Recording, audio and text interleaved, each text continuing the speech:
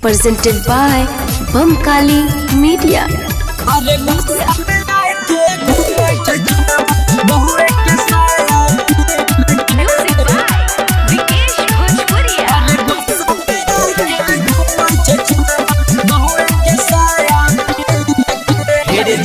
खातिर रुसल रहाई रे चुनामा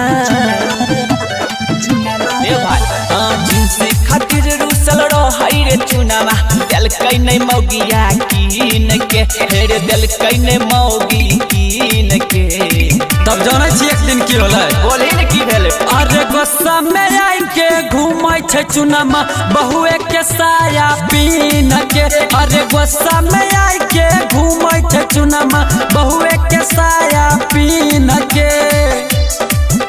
अरे गुस्सा में आई के घूमै छे चुनामा बहुए के साया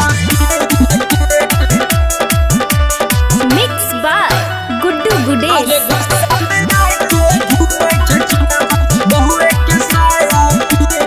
हेरे अपने पिन्है महंगा महंगा साड़ी छोड़ा मंगाई छै दई ओकरा गाड़ी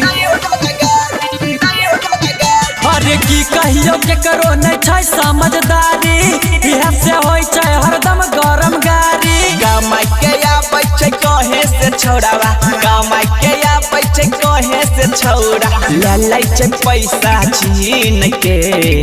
अरे बरगाई की बतैयो बात बतबो अरे गुस्सा में आई के घूमै छे ठंगुआ बहुए के साया पीन के अरे गुस्सा में आई के घूमै छे ललुआ बहुए के साया पीन के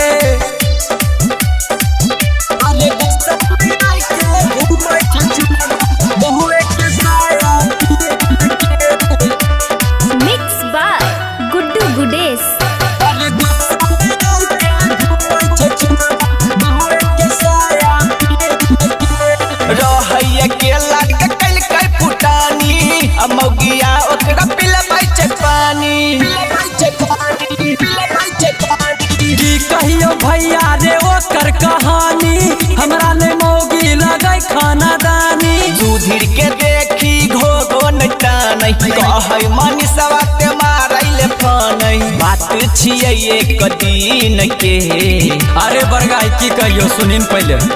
अरे गुस्सा में आई के घूमै छै बेचन बहुए के साया पीन के अरे गुस्सा में आई के घूमै छै पुकावा बहुए के साया पीन के